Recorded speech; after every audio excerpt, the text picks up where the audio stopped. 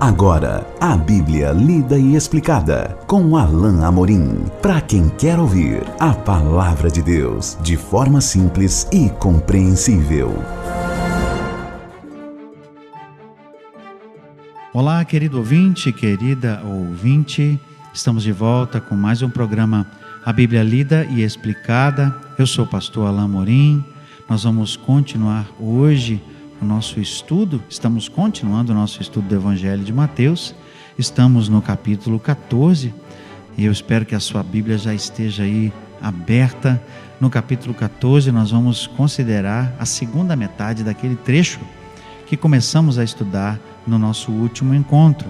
Hoje vamos então focar a partir do verso 28 até o verso 33. Mas apenas por força de contexto nós vamos retomar a nossa leitura a partir do verso 27. Então, por favor, acompanhe a leitura da bendita palavra de Deus. Verso 27. Mas Jesus imediatamente lhes disse: tende bom ânimo, sou eu, não temais. Respondendo-lhe Pedro, disse: se és tu, Senhor, manda-me ir ter contigo por sobre as águas. E ele disse: vem. E Pedro, descendo do barco, andou por sobre as águas e foi ter com Jesus. Reparando, porém, na força do vento, teve medo e, começando a submergir, gritou: salva-me, Senhor! E prontamente Jesus, estendendo a mão, tomou-o e lhe disse: homem de pequena fé, por que duvidaste? Subindo ambos para o barco, cessou o vento. E os que estavam no barco o adoraram, dizendo: verdadeiramente és Filho de Deus. Nós já tínhamos falado no nosso último encontro, quando começamos a ver esse trecho, que havia uma grande lição que os discípulos aprenderiam sobre Jesus com esse milagre extraordinário. O milagre de andar sobre as águas. Certamente havia por trás dessa tormenta, e nós já falamos um pouco disso quando falamos do outro trecho, também registrado em Mateus, de quando Jesus estava dormindo no barco, que é a possibilidade de que havia muito mais nesse momento aqui do que uma mera tormenta. Ou seja, é possível que houvesse aqui alguma atividade talvez demoníaca, talvez uma força do mal agindo nesse momento para testar os discípulos, claro, com permissão de Jesus. Jesus sabia e controlava todas as coisas. Nós não dizemos isso com especulação, mas apenas pela natureza do que está acontecendo aqui, por causa do que Jesus faz. Mas o fato é que Jesus chega até eles,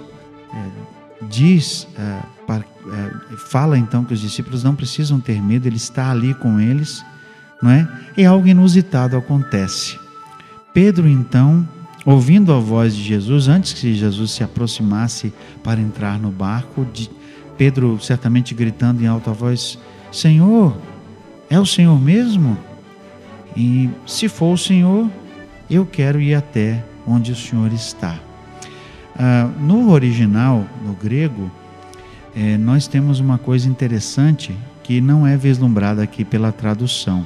Quando nós lemos se tu és, que está aqui registrado no versículo 28, se és tu, Pedro não estava duvidando de Jesus, tá certo? Ele estava contando com esse fato. Nós temos aqui o que nós chamamos de condição de primeira classe no idioma grego, em que a proposição inicial é verdadeira. Pedro estava contando com o fato de que era Jesus, ele reconheceu. É como se nós pudéssemos traduzir assim literalmente: Senhor, já que é o Senhor mesmo, então eu quero fazer o que o Senhor está fazendo. Pedro acredita que ele pode fazer algo que Jesus está fazendo também. Talvez seja algo que esteja no nosso coração de vez em quando. Se Jesus faz, eu também posso fazer. Pedro se lança então nessa proposição: eu quero ir até o Senhor. E Jesus simplesmente responde: vem. Eu creio plenamente que Jesus estava continuando a lidar com a fé dos discípulos. Ele estava continuando a lidar com a fé de todos eles, embora apenas Pedro aqui tenha se lançado ao mar. O impetuoso Pedro, sempre fazendo uma gracinha a mais, se lança no mar para ir encontrar o Mestre. Eu já ouvi algumas pregações desse texto e algumas vezes, e eu creio que de uma forma pelo menos parcialmente incorreta, o foco dessa passagem recai sobre Pedro, ou pelo menos desse trecho, quando nós não podemos deixar de pensar e focar na pessoa de Jesus. O foco dessa passagem é o Senhor Jesus. O foco dessa passagem é o poder de Jesus. E um foco secundário aqui, e Pedro se encaixa nesse ponto, o foco secundário é a questão da fé dos discípulos. Nesse ponto, então, Pedro também se encaixa. Jesus estava testando e provando a fé dos discípulos e mostrando que eles precisavam e podiam confiar mais no Senhor Jesus. Mas o texto nos diz que Pedro desceu do barco, andou sobre as águas e foi ter com Jesus. Só que no caminho algo aconteceu. Reparando, verso 30 diz, reparando, porém, na força do vento, teve medo. Eu fico me lembrando daquilo que o autor aos Hebreus escreve lá em Hebreus capítulo 12, focando os nossos olhos, fixando os nossos olhos em Jesus, autor e consumador da nossa fé. O que aconteceu aqui? Pedro tirou os olhos de Jesus. Pedro viu, certamente num primeiro momento, o rosto de Jesus, os olhos de Jesus, encheu-se de confiança, colocou o pé na água, sentiu que não afundou e foi ali cheio de confiança, andando em direção ao Senhor Jesus. Não pense você que eu não creio que isso aqui é literal, eu creio piamente que Jesus estava andando sobre as águas no mar, certamente num lugar de grande profundidade, e creio piamente que Pedro fez a mesma coisa, só que Pedro, num dado momento, tirou os olhos do Senhor. Num dado momento, os ventos pareciam a Pedro, ou pareceram para Pedro mais fortes.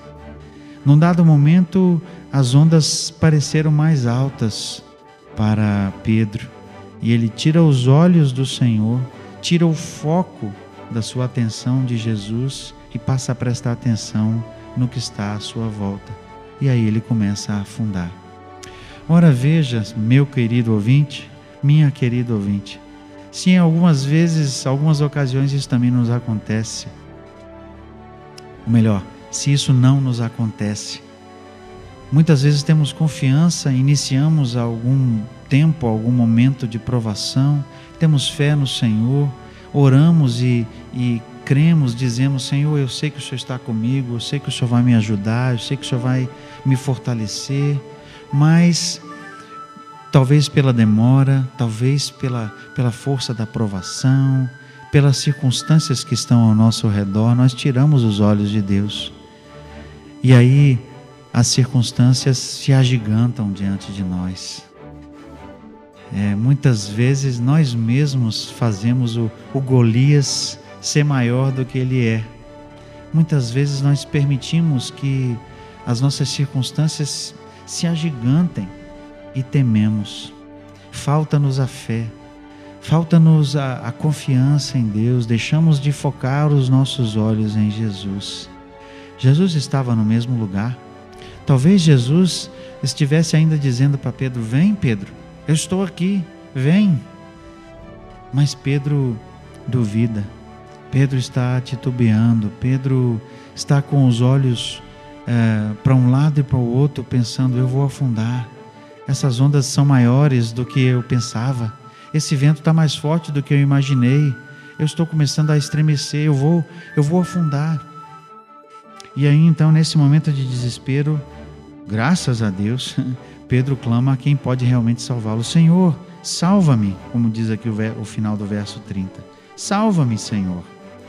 E prontamente, diz o texto, Jesus, estendendo a mão, tomou-o.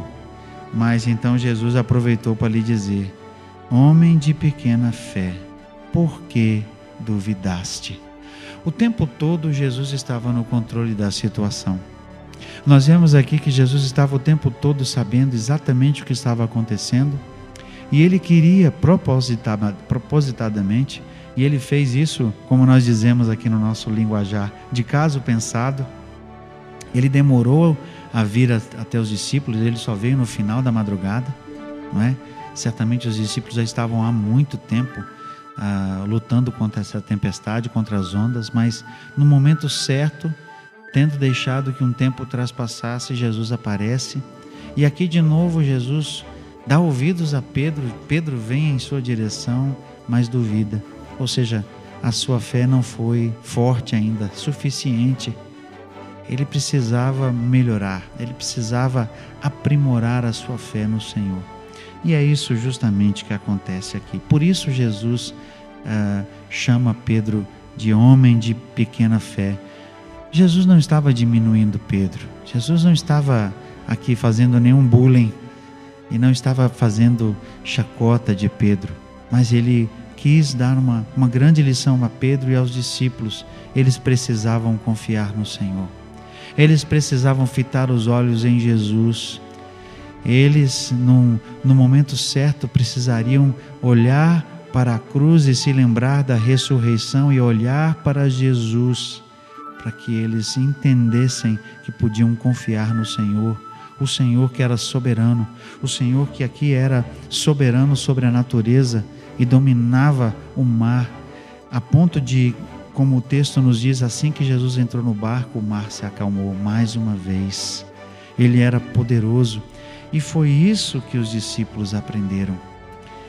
E essa aprendizagem foi completa, porque o texto diz aqui, no final do verso 33, que os discípulos adoraram a Jesus como Filho de Deus e disseram: verdadeiramente és Filho de Deus. Eles puderam reconhecer o poder de Jesus.